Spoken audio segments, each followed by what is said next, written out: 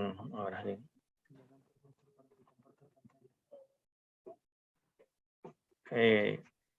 ¿Me da permiso para compartir pantalla?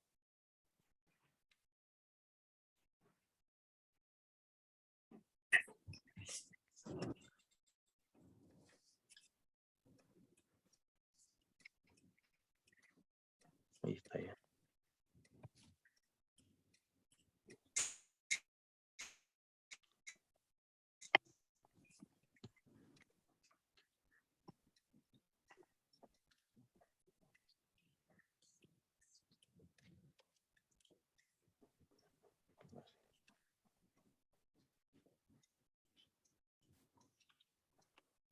Todos conocemos esta macroestructura que dentro de este gran complejo de suelo y agua de diferentes tipos, con una biodiversidad muy intensa, se ha vuelto una preocupación continua de todos los sobrevivientes hasta el momento en este planeta que hemos llamado Tierra.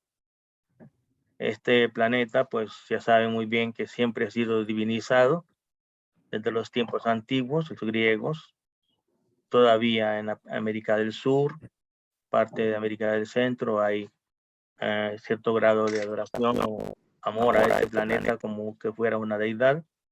Lo que sí tiene este planeta son ciertas características muy peculiares. Estamos a 8 minutos del Sol en luz. O sea, tenemos una mezcla de gases vitales que han logrado permitir que estemos aquí, los mamíferos, los microorganismos y los mamíferos, etcétera. Y esta composición se debe fundamentalmente a una hermandad poco cuidada, poco atendida, y es a la gran universal presencia de las plantas en el mundo. Sin estos sistemas de captación de energía para convertir en azúcares y después en proteínas, ácidos nucleicos y todos los componentes que tenemos los seres vivos dentro del reino, de los reinos que se establecen hasta el momento, nosotros dentro del reino animal tenemos este privilegio también de estar estructurados en la misma forma que los demás animales. Tenemos como clave fundamental que aparentemente tuvimos una aparición primero llena de grandes eventos primarios en este planeta, donde los impactos del exterior, la sopa creativa nos llevó a primeros componentes que dieron lugar al ordenamiento de las estructuras químicas hasta ese fenómeno de organización que todavía no entendemos cómo se generó. Este es desde el punto de vista de los estudiosos del fenómeno de la química de la vida. Si nosotros pasamos un poquito más adelante, entramos a un proceso de mayor ordenamiento, pero no deja de tener ciertas preguntas. Los microorganismos en ecología, partimos de esta proposición, que es una de las más bellas. Con el tiempo de la escala de la filogenia y la evolución de la vida, da lugar a la simbiogénesis.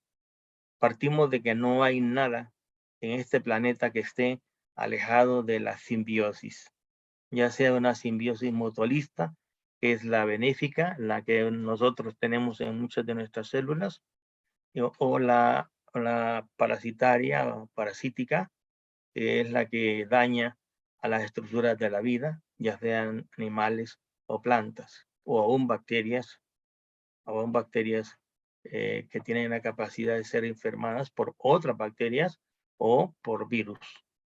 Si nosotros vemos este esquema, es un esquema evolutivo de los órganos que dan lugar a las células de los reinos animal, vegetal y de los hongos. Entonces tenemos que todas estas estructuras, desde lo que es la movilidad, viene de estructuras microbianas. Desde la primera estructura ya era un organismo unicelular con dificultades en su reproducción, pero una vez que agarra este ordenamiento, se va generando un fenómeno que va enriqueciendo a la célula hasta tenerla como la tenemos en la actualidad, como una célula eucariotas. En pocas palabras, nuestra estructura funcional viene de la organización primaria de las bacterias primitivas que dieron lugar a esta evolución, donde hemos establecido una célula mucho más compleja, con toda una serie de atributos funcionales más complejas, pueda que más lábil, en relación a los primeros organismos que nos dieron vida. Lógicamente pasamos por las arqueobacterias, eubacterias, que es el grupo de las moneras, dentro de las desarrollo de las plantas, los hongos y los animales. Ecología es una palabra simple, significa casa. Se traduce con el estudio de los miembros de una familia. Su hábitat constituye la familia. Entonces la ecología puede definirse como el estudio de los hábitats. Cada uno de los grupos en el mundo tiene sus hábitats, tiene sus efectos ambientales, su ecología, y tiene los mismos ciclos que van manteniendo la vida en todo este sistema del planeta de la vida. La unidad funcional básica es el ecosistema. Un ecosistema es una entidad de interacción funcional, la cual incluye organismos vivos considerados como una comunidad y el ambiente no vivo.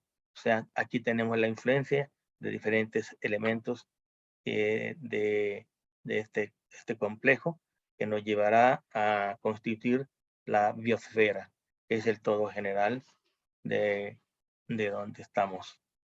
Aquí sigue, por favor. Si nosotros vemos la interacción de una comunidad, tenemos el clima, que está siendo ahora un problema dentro de la sobrevivencia de los seres vivos. El agua, que va a ser otro de los limitantes si no cuidamos el sistema, y el suelo.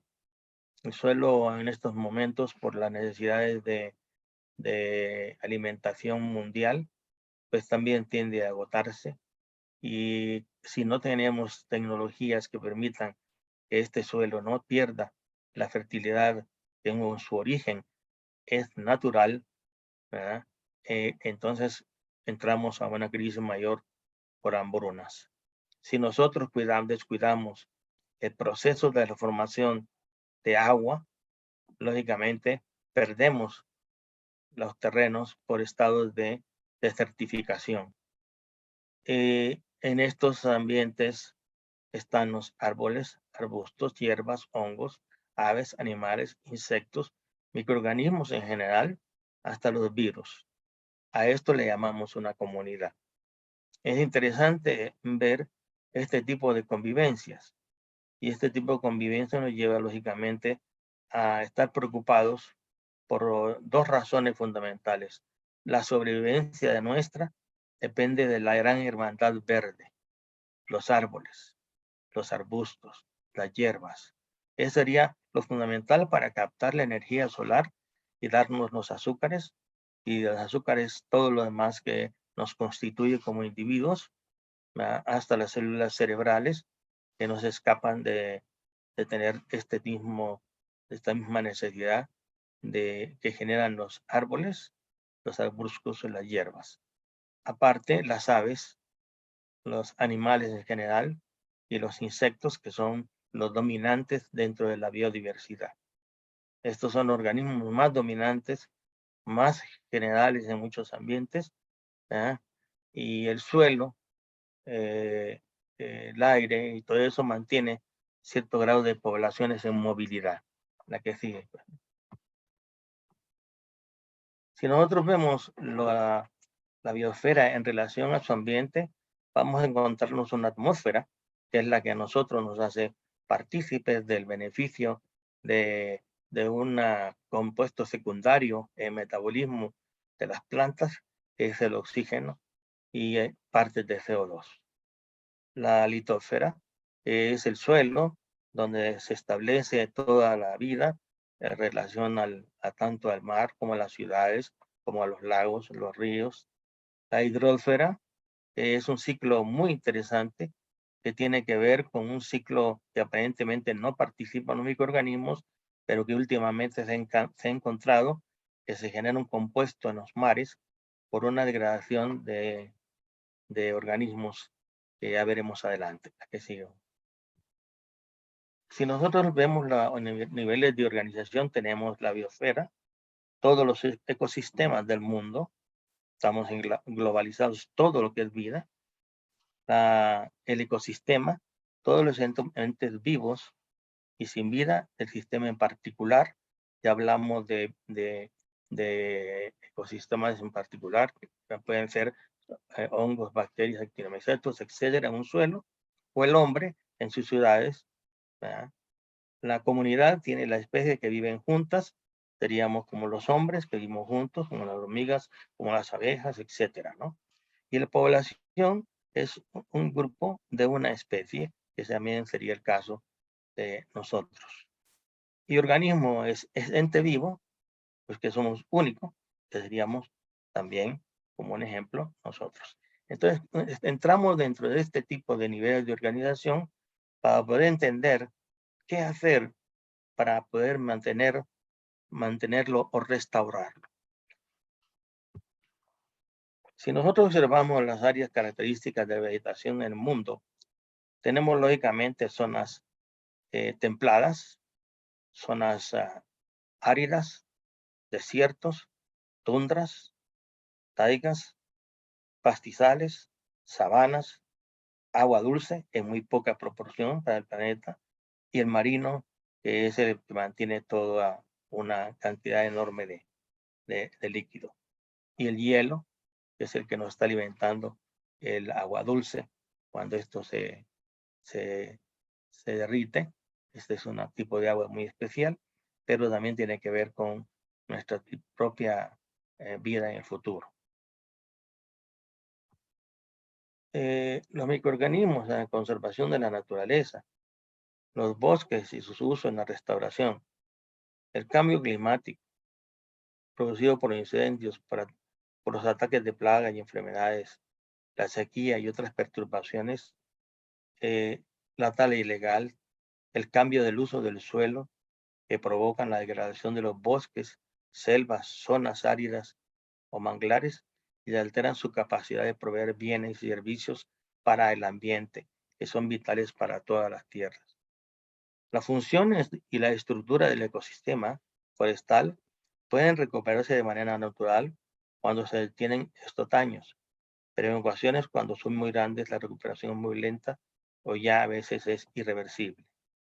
La restauración forestal es el conjunto de acciones que llevan los especialistas para repoblar sitios donde estaban los ecosistemas forestales o otros tipos de plantas en el trópico, en la zona fría, ¿verdad?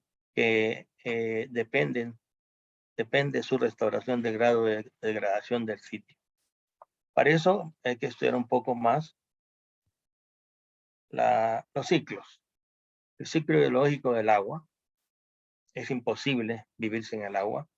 Por lo tanto, si este ciclo falla, si este ciclo nos es errático, pues perdemos cosechas, perdemos la recepción misma del agua y entramos a estados de crisis. La hidrosfera trata del ciclo biogeoquímico, en la que hay una intervención de reacciones químicas y el agua se traslada de lugares a otros, cambiando de estado físico.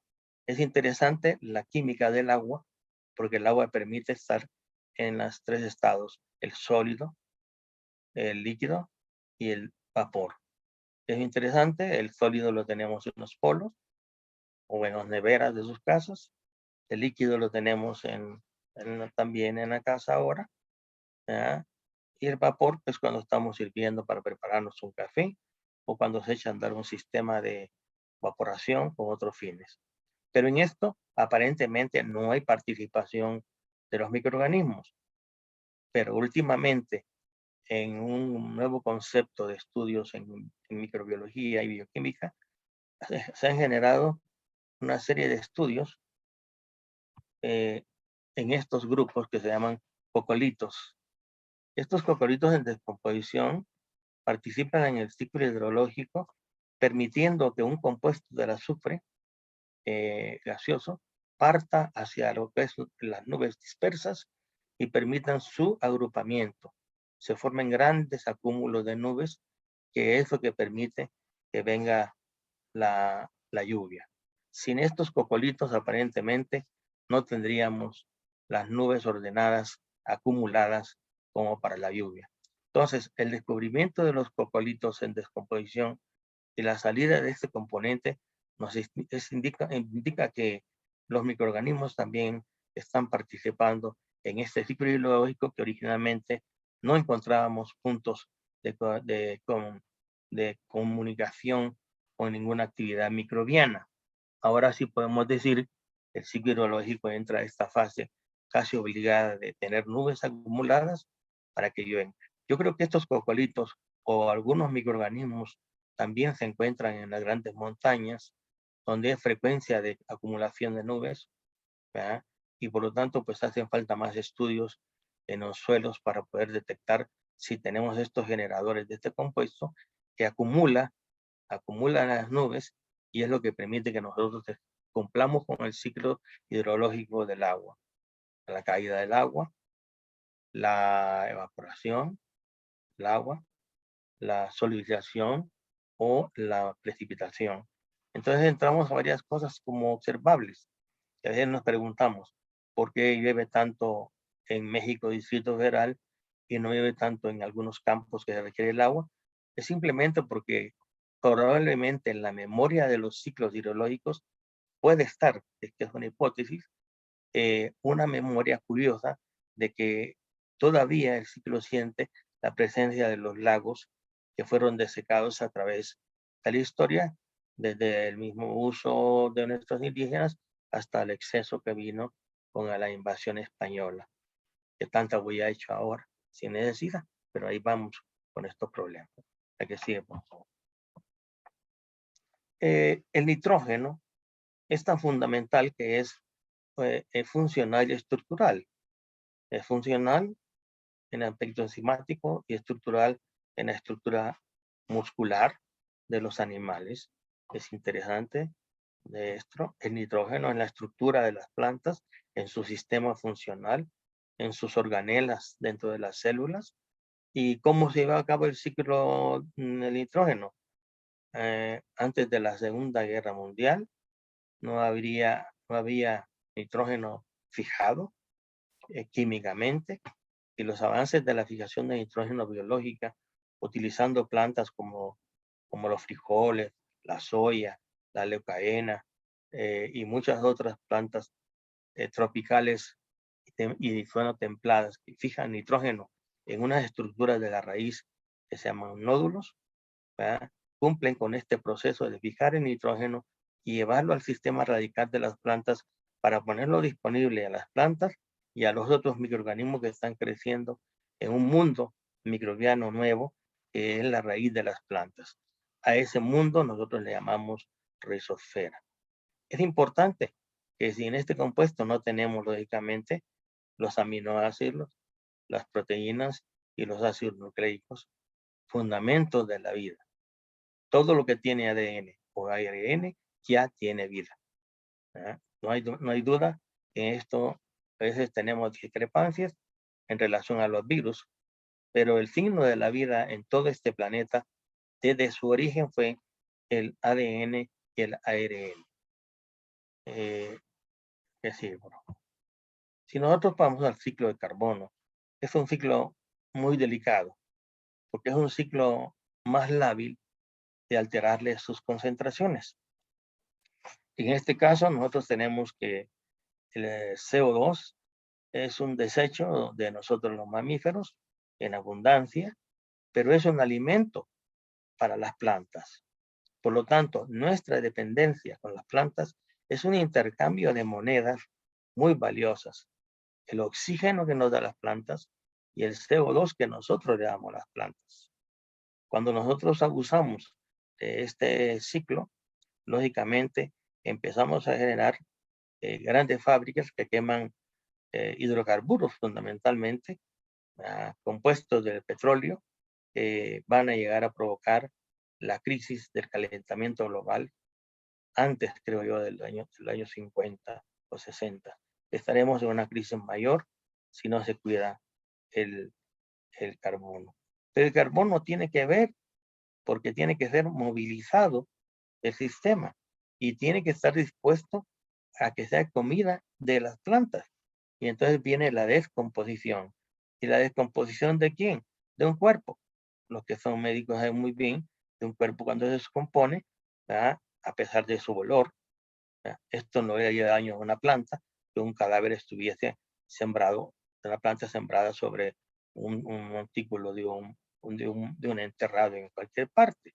¿Ya? ¿Por qué? Porque este ciclo va soltando todos los componentes, el nitrógeno, el fósforo, el carbono, el calcio y el mismo carbono estructural que se irán absorbiendo otros organismos del suelo, como son los hongos, los actinomicetos, las bacterias.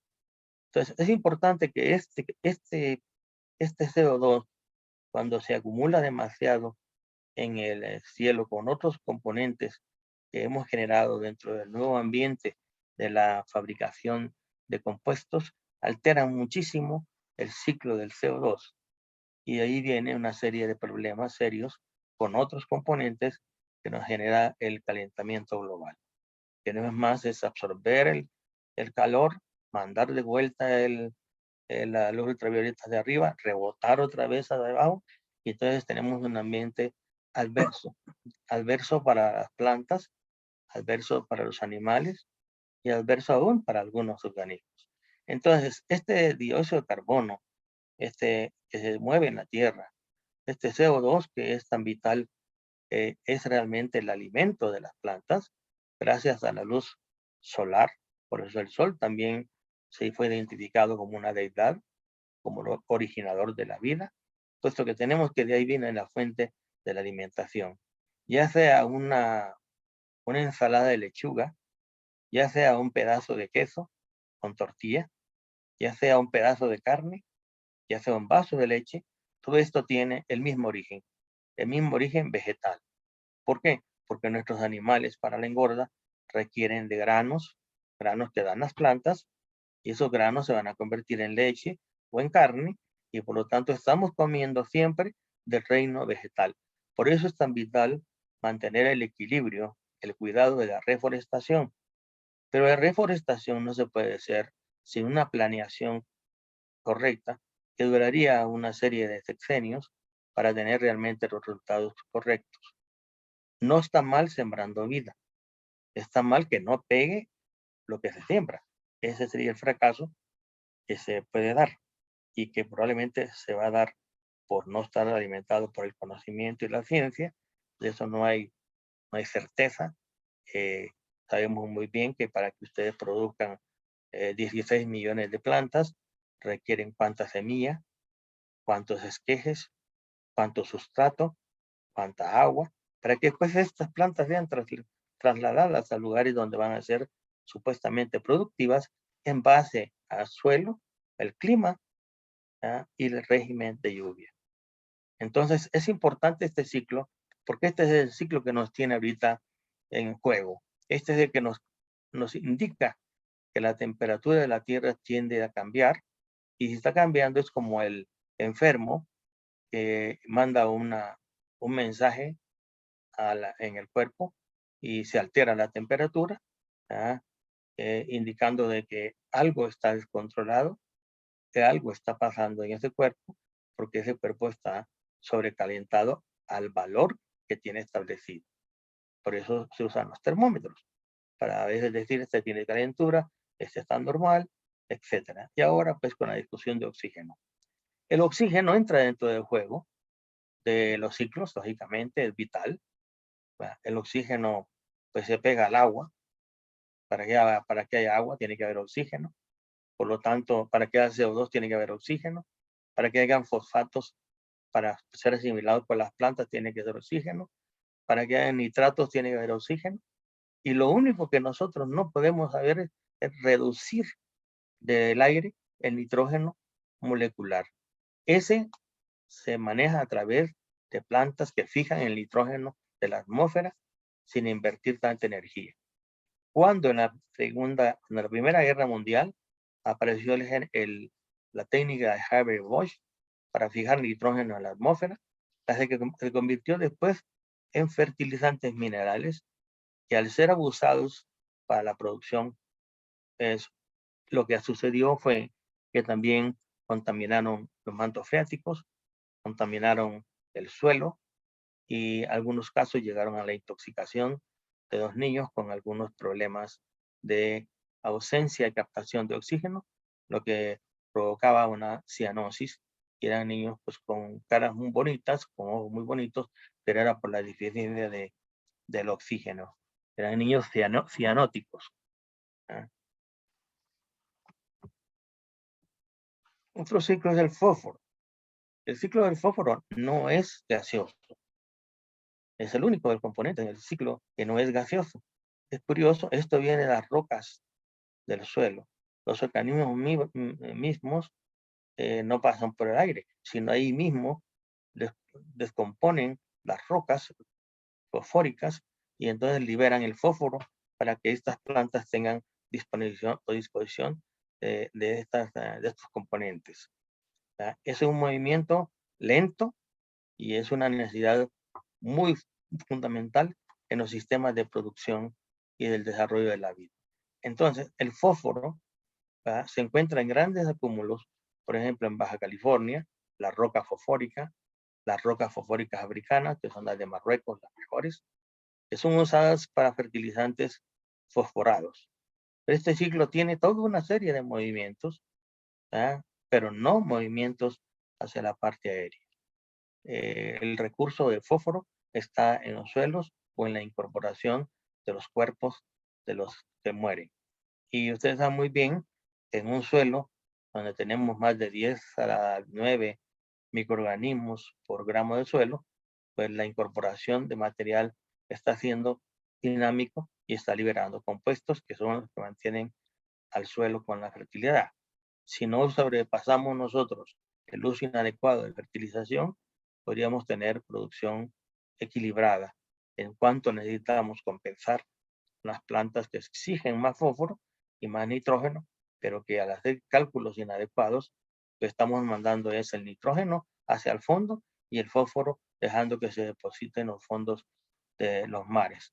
En los mares se depositan ya sea porque se estructuran diatomeas y otra serie de componentes que al descomponerse forman sedimentos. Esos sedimentos posteriormente llegan a secarse y con el tiempo son las minas del fósforo disponibles para su manejo. Entonces, el fósforo es vital. ¿Por qué? Porque forma parte nada menos que del DNA y el RNA y el ATP y algunos compuestos de la creatina, fosfato, que también tienen ciclos de energía importantes, ya sea en el ciclo de la glicolisis, que es citoplásmica, o el ciclo de Krebs, que es mitocondrial. Es importante de esto, es de lo que hablamos de esto de la simbiosis, porque se habla de que nosotros somos seres simbiontes en un planeta simbionte. O sea, nosotros tenemos en nuestros cuerpos una gran cantidad de microorganismos que forman parte integral de nuestras células. Y uno de los ejemplos que se ha tomado es la undilopodia y la mitocondria. ¿Y por qué? La mitocondria, pues todos sabemos que es un generador de energía, que ahí se cumple el ciclo de ácidos tricarboxílicos o de Krebs, y es importante para la generación de energía. Aquí sigo.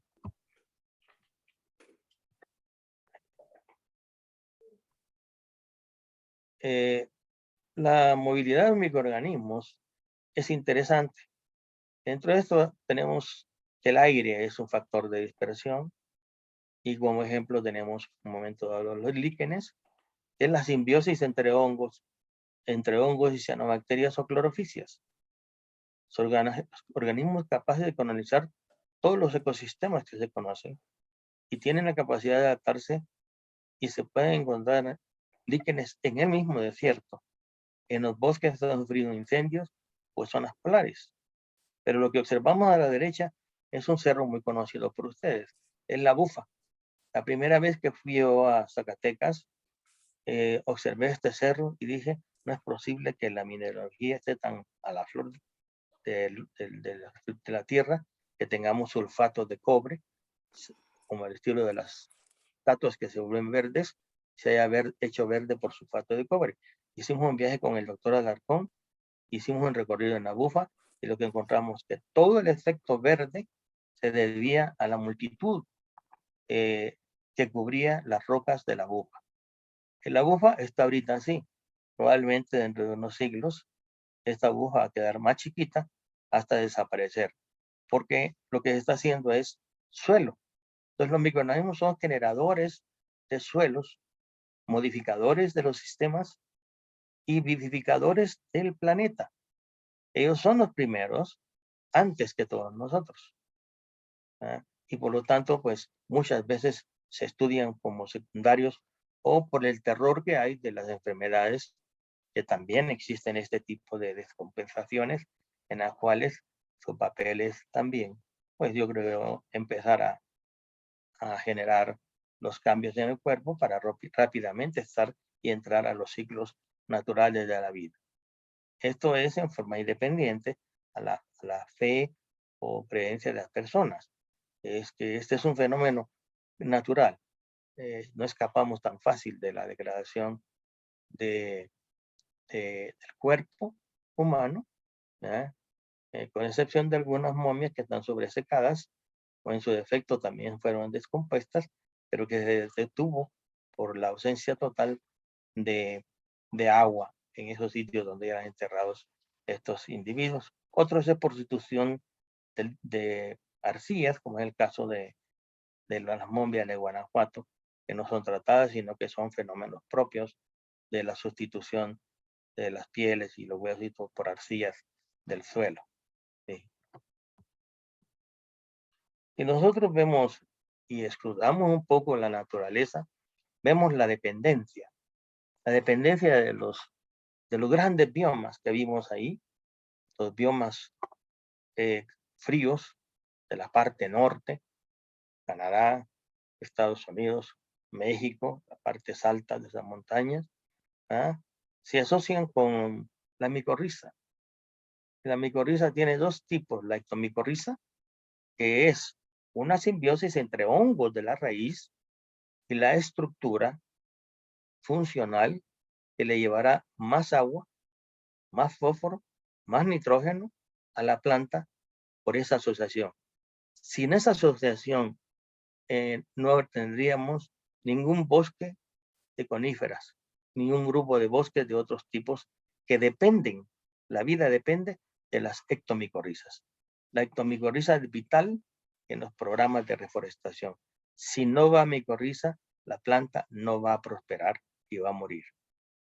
Ustedes pueden matar un árbol de 50 años con solo fumigarle la raíz hasta agotarle los microorganismos asociados. Una vez que ustedes hagan eso, automáticamente solo van a morir los microorganismos. El árbol no va a sufrir toxicidad, pero sí mueren las ectomicorrizas, entonces muere la simbiosis y automáticamente muere el hospedante, que en este caso serían los pinos, las cebollas, etcétera, ¿no? Otro tipo de simbiosis, la endomicorriza. La ectomicorriza se forma con algunos cupresos, con algunos ailes, con algunas quercus, y con pináceas. La ectomicorriza de estas especies es una de las más trascendentes en la importancia de la reforestación o recuperación de los bosques alterados, y se vuelve fundamental porque está asociado a otra fuente que nosotros también ocupamos. Es decir, ¿cómo es la raíz de un pino micorrizado? Pues aquí lo ven en este esquema. Vean ustedes que parecen corales. Los corales tienen relación con el color del blanco, el hongo que va a salir de blanco. El hongo que está aquí es amarillo, va a salir un hongo amarillo. y en este va a salir un hongo rosa, etcétera. Y lo que ven arriba es un acercamiento a la superficie de esas raíces que tiene multitud de hifas por las cuales capta el agua, los nutrientes y se los lleva a la raíz de esa comunidad o de ese pino en particular. Pueden haber hasta 23 diferentes hongos asociados a plantas y todas las plantas pueden estar conectadas con redes subterráneas enormemente extensas que pueden estar coparticipando en la nutrición como fuente y demanda dentro del mismo grupo de organismos. La que siempre, ¿no? Estos son los que hemos visto nosotros. Estos ustedes los han comido en las orillas de las carreteras, de allá del desierto de los Leones, o de estos cerros que hay aquí de Tláhuac, etcétera. ¿Ah? Tenemos 5.500 especies de hongos capaces de formar ectomicorriza.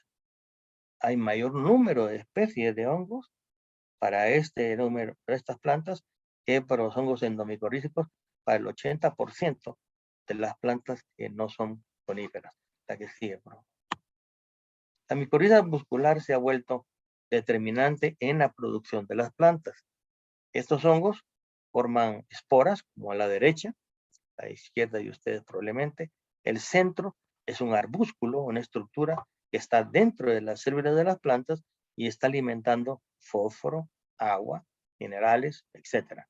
Y aquí a la izquierda, extrema izquierda, están unas hifas y unas estructuras de acumular recursos para el hongo, para cuando ven el tiempo difícil, el hongo toma los recursos de estas vesículas o esas vesículas germinan cuando aparece el hospedante activo. Este es un ejemplo de conexión entre infección desde una raíz y una nueva. Ustedes ven cómo en un momento dado estas interacciones, que son microscópicas, ¿verdad? Se forma un apresorio, como con un patógeno, después invade las células, forma arbúsculos, que se llaman arbúsculos porque parecen árboles, y vesículas y esporas. Entonces es importante que esto tiene un reconocimiento especial dentro de la planta y el hospedante, la planta hospedante y su simbionte, ¿verdad? Y en esa forma se desarrolla los arbúsculos y las vesículas. ¿Por qué es importante esto? Porque muchas plantas también dependen en la producción de este tipo de organismos. Todo esto en el área de donde yo coordino se ha llevado a la tecnología de la producción. Producción en vivero, producción para forestales y producción para chile, para tomate, para sweet gum, no me acuerdo la palabra sweet gum, ¿eh? Y otras plantas importantes para este país. Aquí sigue, por favor. La bioremediación es un término de alteración. Es un término interesante que se va a meter cuando hay enfermedad. Y entonces es cuando los suelos se contaminan con hidrocarburos, con pesticidas, con jabón y otros componentes, ¿ya? Terminamos utilizando los microorganismos que tienen la capacidad de crecer y comerse el producto que está contaminando el ambiente. Estos procesos microbianos son de mineralización, detoxificación con metabolismo y activación. Cuando se usa una planta, su sistema radical se llama fitorremediación. Pero este es uno de los esquemas interesantes que la bioremediación es cómo remediar, cómo restaurar un sitio, como los 5 presidentes de allá de Tabasco, parece que todos tienen complejo de presidente, porque hay un sitio que se llama 5 presidentes, ¿ah? Y es donde se explotaba enormemente el petróleo y quedó con grandes contaminaciones. Y lo que se hace es que se está recuperando, pues lógicamente, con plantas. También hay contaminación acuática. Ha sido muy lesiva la explotación petrolera para los productores de alimentos.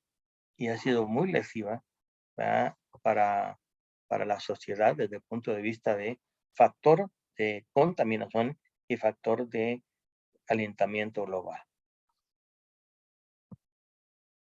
Aquí tenemos un ejemplo donde tenemos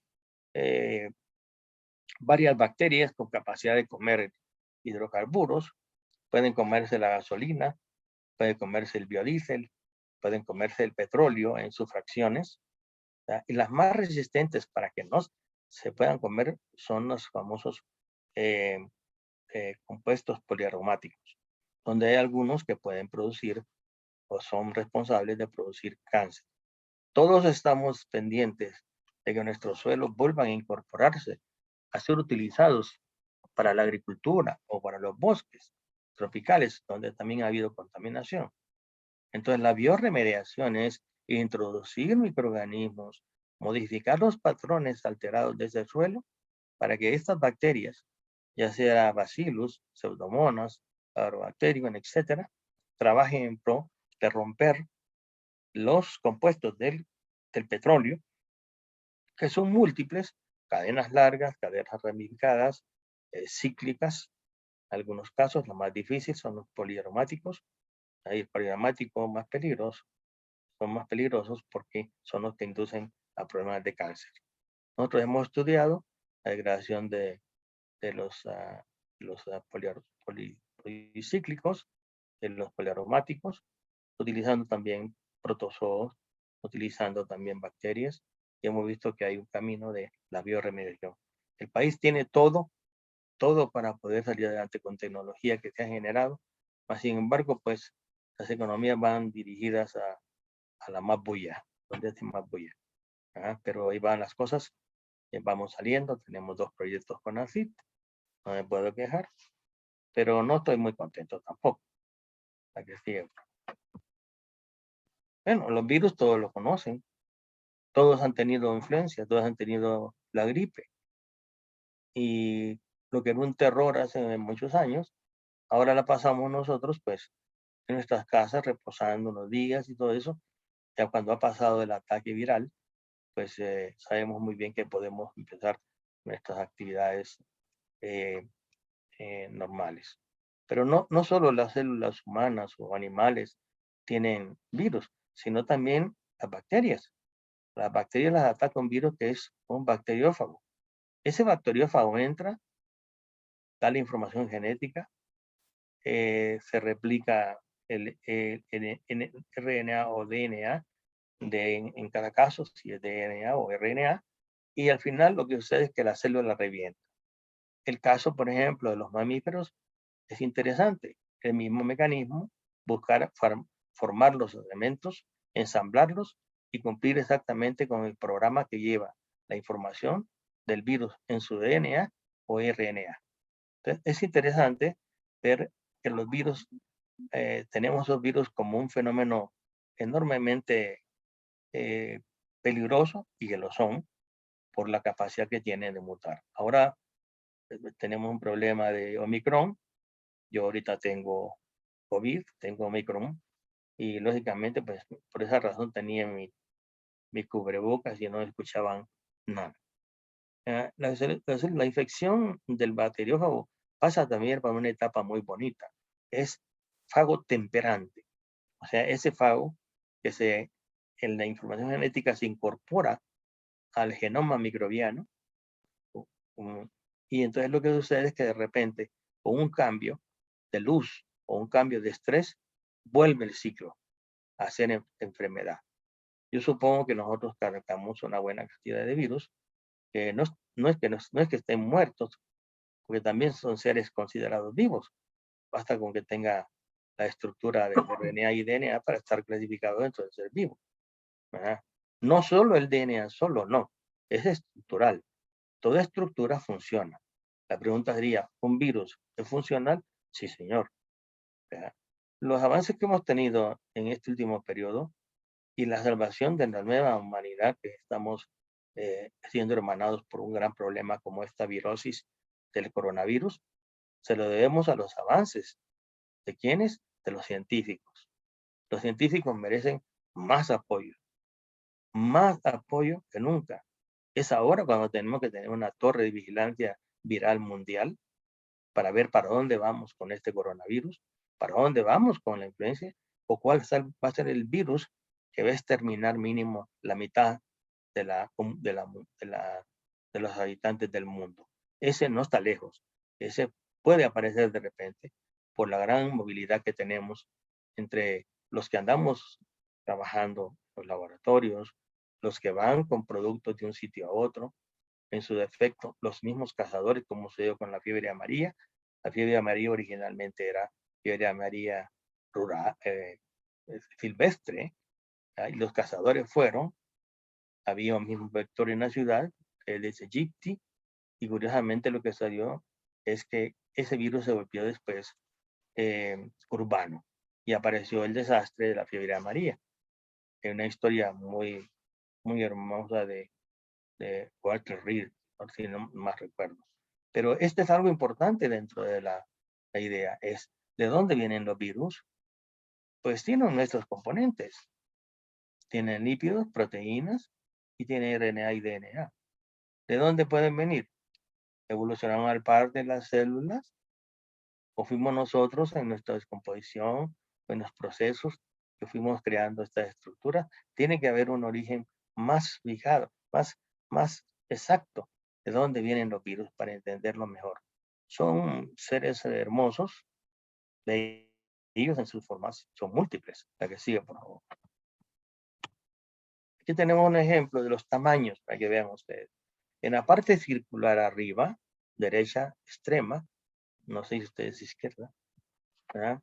Está un glóbulo rojo. En la parte de abajo tenemos una Escherichia coli. Todos ustedes tienen a este organismo en su intestino, ¿verdad? Y esta mide de 3000 a 1000 micrómetros.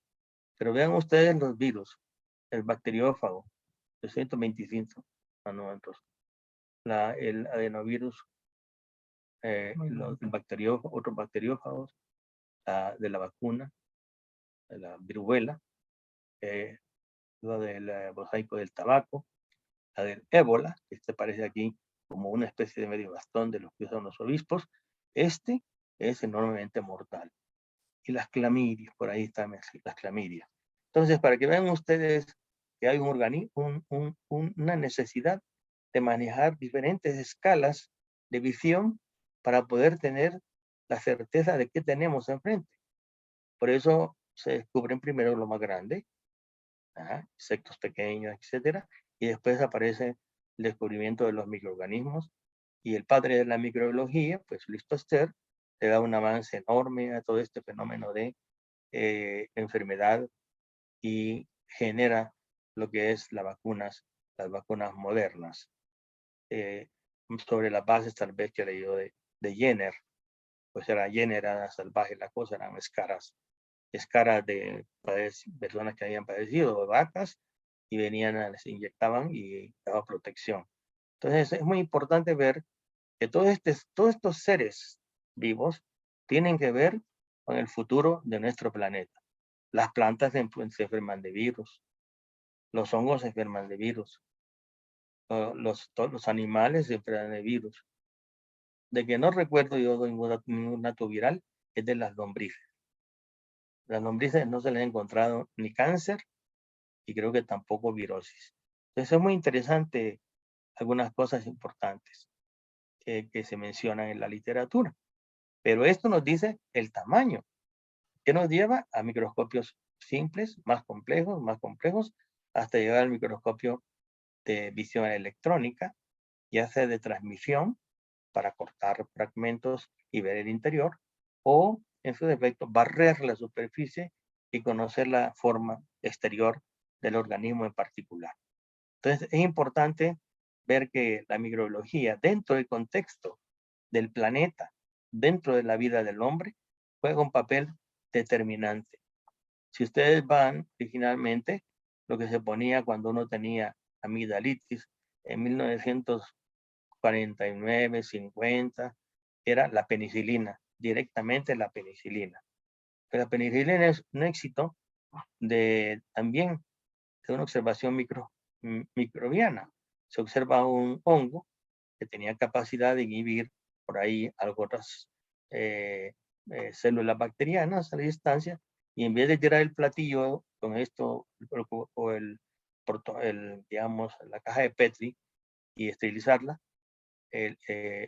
Fleming observó con más cuidado un fenómeno y después vinieron los hermanos Shain y otros a generar toda la empresa de la penicilina. Gracias a la penicilina tuvimos en la Segunda Guerra Mundial menos pérdida de soldados por ser cortados o por gangrenas tardías en los mismos lugares de hospitales, digamos, auxiliares en los tiempos de guerra, que no es fácil mover la gente a un hospital de primera. No hay hospitales de primera.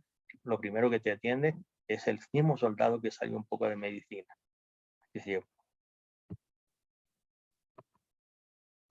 El coronavirus no tiene cuentos. Este es nuestro problema actual. No deja de ser hermoso.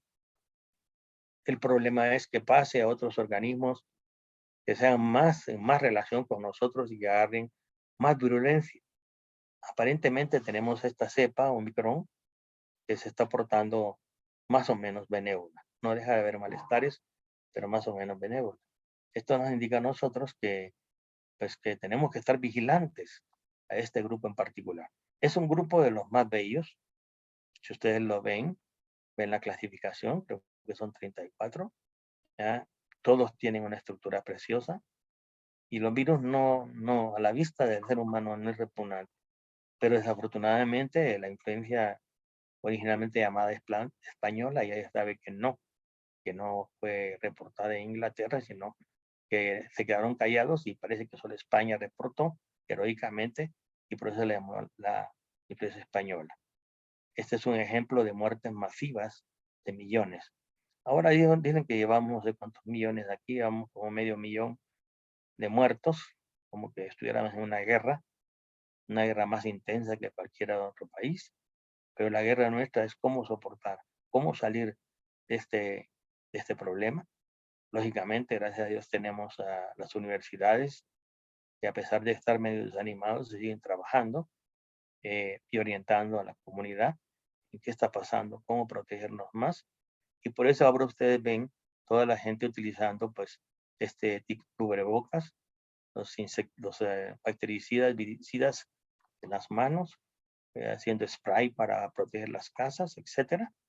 Pero parece que la clave la había anunciado una doctora de la UNAM, muy famosa, porque ella fue la que anunció que era necesario usar un protector de nariz y no le hicieron caso.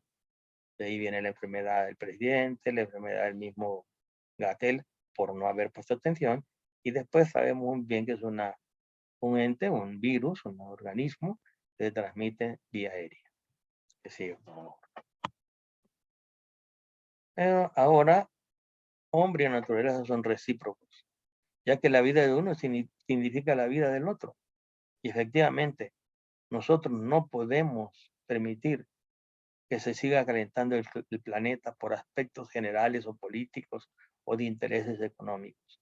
Tenemos que colaborar. Ya empezamos con la encíclica Laudato Si de su santidad y de otros grupos religiosos, especialmente también los ortodoxos, que empezaron a trabajar con Benedicto XVI, ahora tan maltratado por gusto, pero tenemos, por ejemplo, que la razón de la vida del hombre está en mantener los equilibrios con los otros seres vivos. Y los otros seres vivos que definen nuestra existencia van a ser los microorganismos, las plantas. Plantas y microorganismos no hay. Hombres y microorganismos no hay. Actualmente se está haciendo estudios muy interesantes, donde la salud de la persona está relacionada con la alimentación y la alimentación al cambio de los microorganismos intestinales, el bioma intestinal. Este es múltiple, este puede ser una interacción sana entre esos organismos y nuestro desarrollo. Los neurólogos, esos neurocientíficos, están trabajando con microbiólogos y con nutricionistas, con el fin de encontrar cuál es la razón de que se modifiquen los patrones de salud con cierto tipo de alimentos. Recuerden que ahorita estamos bajo un bombardeo de intoxicación, de saborizantes, colorantes, y son múltiples las cargas de azúcar que vienen en cada uno de los mensajes que se ven en las botellas de refresco, en las botellas de jugos, etcétera. Entonces, si nosotros empezamos a corregir nuestra alimentación, ¿y cómo corregirla? Pues ni los excesos, ¿verdad? O sea, abundancia de fruta, abundancia de verduras y de ensaladas, etcétera. Y pues gotas de marihuana, como dicen ahora, ¿no? Pues que ahora está abierta la venta de todos. La que sigue, por favor. Con esto creo yo, con esto he dado un viaje muy general de lo que es esta plática. Y estoy a su disposición.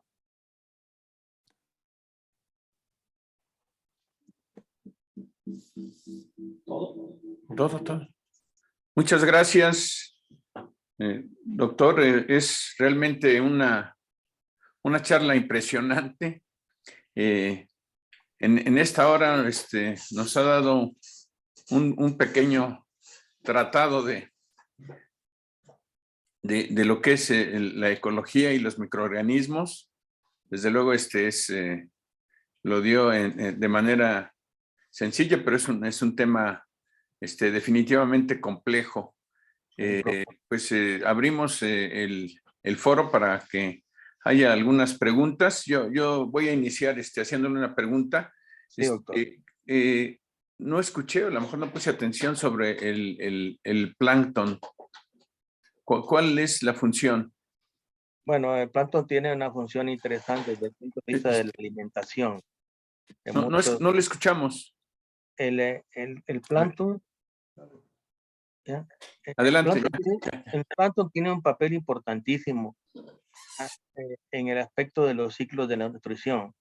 El benton y todas estas cuestiones del mar son generalmente los responsables de mayor generación de oxígeno en la atmósfera. Tenemos bosques de algas y bosques de clorofisias y cianobacterias capaces de habernos dado del mar el oxígeno y los bosques el oxígeno que requerimos. Nosotros requerimos aproximadamente creo que un 25% de nitrógeno, de oxígeno, para tener una convivencia más o menos aceptable. Cuando estos valores pudiesen cambiar hacia arriba, es cuando vemos reguladores como los grandes incendios naturales, no los inducidos. Esos incendios regulan el oxígeno, están recurriendo a quemar el oxígeno. Y entonces son reguladores de estos ambientes. Pero sí, el mar juega un papel importantísimo desde el punto de vista de la generación de compuestos secundarios. Este es el sitio donde mencionaba yo, donde se encuentran los cocolitos, en los grandes fondos del mar que generan ese tipo de compuesto del azufre y que forma que las nubes se junten y pueda haber lluvia. Es una aportación muy interesante dentro del esquema del ciclo hidrológico. Y yo creo que hay una memoria en el ciclo hidrológico. Cuando yo veo el Distrito Federal, les platico, a mí automáticamente me lleva a cabo en mi cabeza una memoria cíclica que recuerda que allí hay que llover, allí siente. No sé si este planeta no es un planeta muerto, este es un planeta simbiótico. No se multiplica por milagro, pero todos sus elementos vivos se multiplican o se replican. Entonces es un planeta que mantiene el DNA y RNA activo. Es un planeta del DNA y el RNA. Recuerdan que todas las especies, hasta estos grupos tan pequeños, tienen esa característica de tener RNA o DNA. Y a pesar de que nos amagan a nosotros, ¿verdad? También son vitales para transferir información genética dentro de las mismas bacterias con fines de tipo industrial, ya sea para meter un episoma, le llaman plásmidos, que tenga alguna información importante para que la bacteria no de algún producto en particular, aminoácidos, etc. Recuerden que todos los productos que ustedes tienen en su mesa tienen un origen microbiano. Y un origen microbiano y tienen un origen de plantas. Y las plantas no pueden vivir sin los microorganismos. Y el planeta menos. porque así se crea el planeta. El planeta se va a crear desde el inicio gracias a la existencia de estos grandes conglomerados de organismos y a esta fase primaria de la organización primitiva celular. Algunos le llaman coacervados moleculares. Pero todo esto tiene que ver en un todo. Por eso el último pensamiento era todos para uno, uno para todos. No hay otro recurso. El planeta vive conforme nosotros le permitamos vivir para que nosotros podamos vivir. En un incendio forestal, cualquiera diría que se acabó todo. No, hay una muerte intensa de muchos organismos, muchos. Pero abajo del suelo queda un colchón microbiano, o dentro de las cuevas de los animales que escapan a temperaturas altas, y ahí vienen los nuevos microorganismos que van a repoblar y van a empezar a tener verdor en cuanto llueve. Eso sucedió aquí en el cerro de la montaña de Tlaloc. En el Tlaloc sucedió 3 días después de que apaga el incendio, empezaron a aparecer plantas verdes. ¿Por qué? Porque había una reestructuración nueva de organismos, muy pocos, pero sí estaban ahí, responsables de echar a funcionar la vida. Y muchas semillas que no germinan, terminaron gracias al incendio. Entonces, ese es doctor. En la microbiología, mi hija Marianita, por ahí andaba metida, está estudiando precisamente el aspecto el aspecto microbiano y de peces en el agua en su doctorado, para entender más todos juntos este fenómeno. Muchas gracias, doctor. Muy interesante. ¿Alguien más quiere tomar la palabra? Sí, yo le quisiera preguntar algo al doctor. Adelante, por favor. Adelante. Gracias, doctor. Entendí que habló acerca del coronavirus.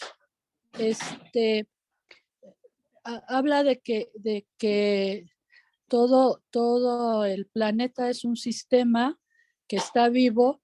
En el caso del coronavirus, podemos hablar, o usted lo dijo, que es un sistema que se enfermó o algo así le pasó No, por la yo pandemia.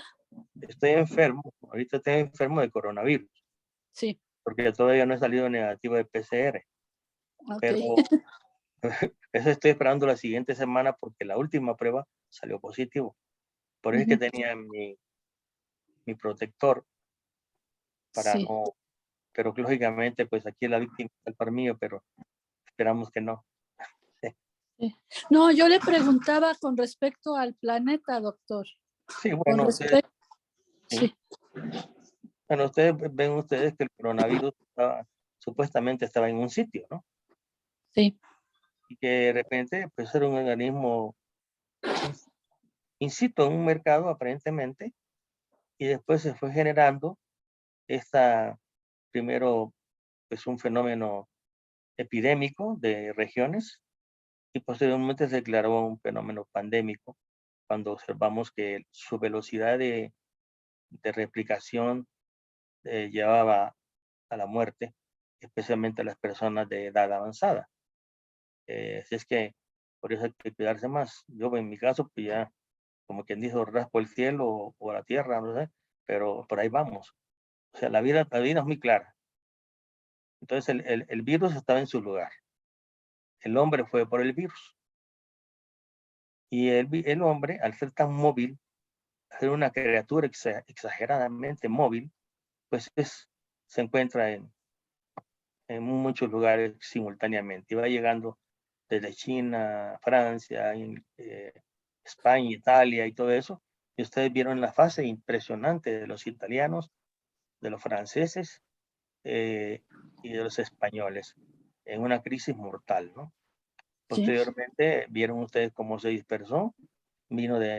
Aparentemente nuestro virus vino de Texas con un empresario que introdujo. Es cuando el virus le daba solo a los ricos. Ese es el problema, ¿no? No entender es el peor problema del ser humano. exacto. No, él no ve nada ni siquiera al Papa lo podría respetar si se contamina. Le daría coronavirus.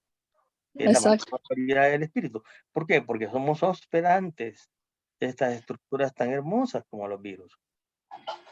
Yo me eduqué con un especialista en virus de poliomielitis, impresionante, la primera mujer en América Latina de aislar el virus en medio de Ebner, el virus de la poliomielitis, ¿verdad?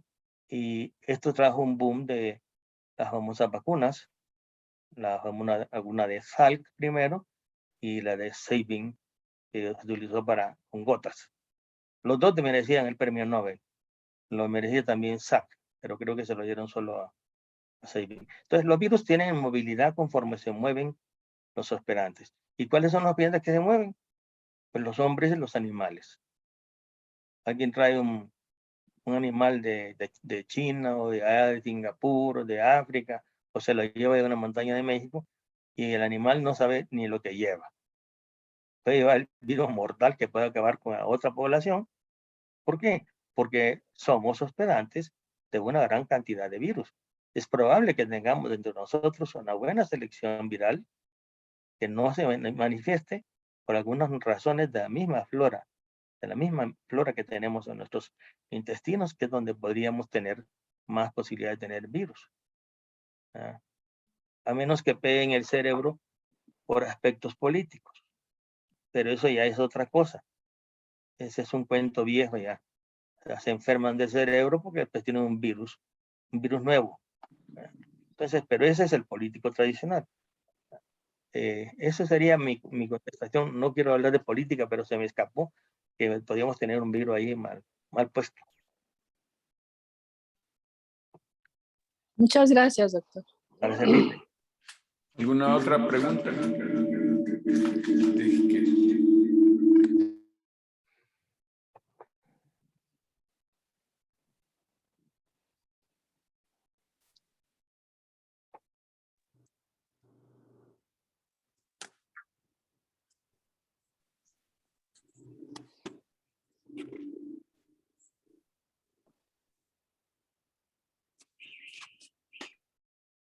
Una pregunta ahorita le van a hacer acá.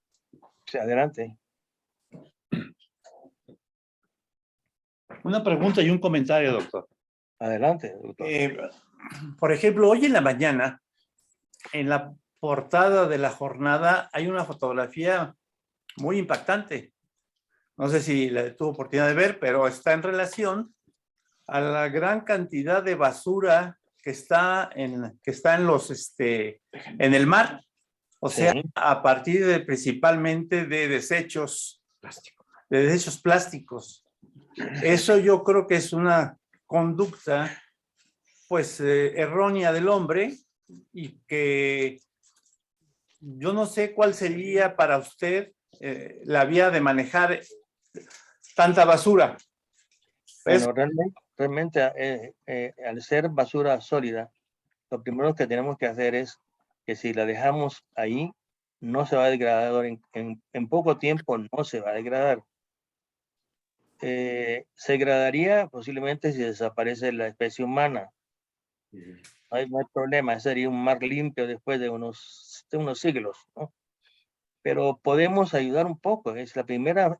Habían unos barcos especiales creados, creo, por los holandeses, que tenían una capacidad enorme de recoger la basura flotante. Se calcula que hay una isla en el mar del tamaño de Tamaulipas en aglomeración de desechos de botellas y X de plástico. Y es natural porque los barcos tiraban antes los desechos. Ahora hay unos trabajos interesantes, si no me equivoco, en Centro de Estudios Avanzados, de unos caracoles rojos que se comen el plástico y salen fibritas pequeñas de plástico en sus heces, al grado que esas fibritas posiblemente sean más fáciles de degradar que manteniendo la integridad completa de una botella, por ejemplo, de plástico, ¿no? Entonces son aportaciones muy interesantes de la investigación, pero esto no se puede hacer masivo porque es un caracol que existe en muchas partes, es caracol rojo, y este trabajo lo va a publicar la siguiente revista, la revista Ciencia de la Academia de Ciencias. Entonces, es un artículo muy simple, fácil, automáticamente de entender hacia dónde tenemos que ir trabajando, hacia biodegradación. Claro. No hay, en la degradación microbiana, es infalible, que si cae en manos de los microorganismos va a desaparecer. No hay cosa que no desaparezca si están los microorganismos. Lo que sucede es tiempos de recalcitrancia. Se llama recalcitrante cuando los compuestos están muy unidos químicamente, formando estructuras muy difíciles de ir rompiendo poco a poco, pero se van asociando los microorganismos, formando estas colonias en forma de biopelículas que van generando destrucción. Destruyen todo, los tubos, el plástico. Le tienen mucho miedo muchas personas. Es la esperanza, es la bioremediación del mar también. Recuerden que en el mar tenemos hormonas. Bien. En los ríos tenemos una gran cantidad de antibióticos, hormonas para que le ponen a las vacas, a los abejas, todas las hormonas posibles que salen del grupo humano. Y todo esto también se encuentra ya como un contaminante detectable. Esto se puede consultar en el Instituto del Agua de México. No sé si lo hicieron desaparecer ya, como ahora todo desaparece de la noche a la mañana, pero creo yo que ahí hay un investigador que trabaja antibióticos y hormonas. Entonces, tenemos muchos compromisos desde el punto de vista de la microbiología. ¿Ah? Y esto es algo, pues, muy atractivo. Estoy viendo al padre Rodríguez. Doctor Rodríguez, ¿cómo está? Muy bien, doctor, muchas gracias. Muy interesado en su conferencia. Le era mucho. Traté de verla al máximo poquito. No importa, Porque estamos pagando, ¿no?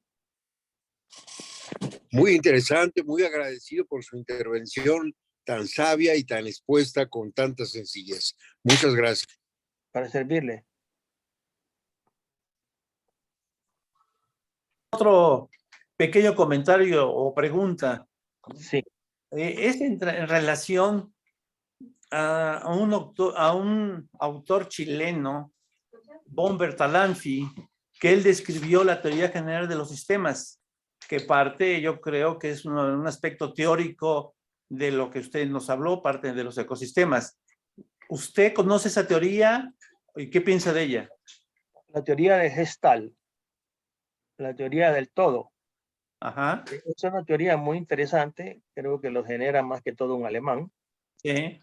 Y es muy usado en ecología, muy usado para ver y para representar los sistemas, de cómo se integra la dinámica de los sistemas. Por ejemplo, hay gente que dice, unos ven las hojas, ¿no?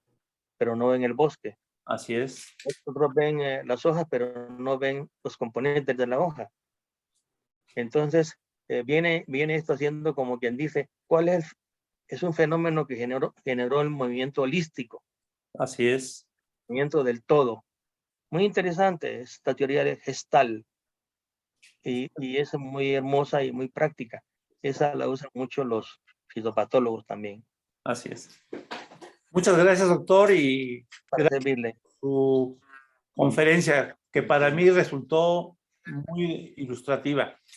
Gracias, doctor. Muy gentil de su parte.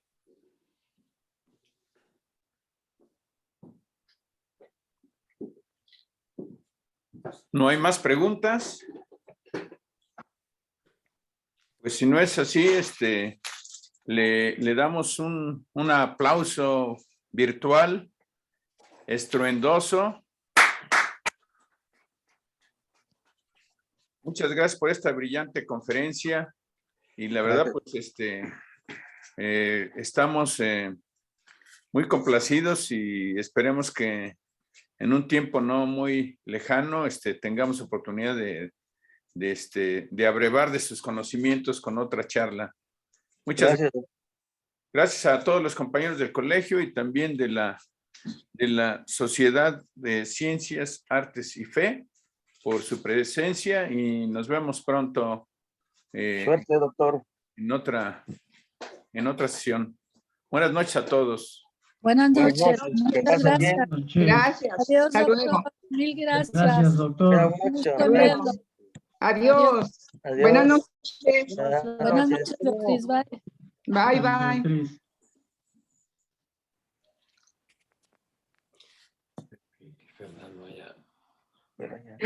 Padre, buenas noches. Bueno, doctor Galván y doctor Franco, mucho gusto en saludarlos. Igualmente, Rubensito. buenas noches. Muchas gracias, doctor. Hasta luego.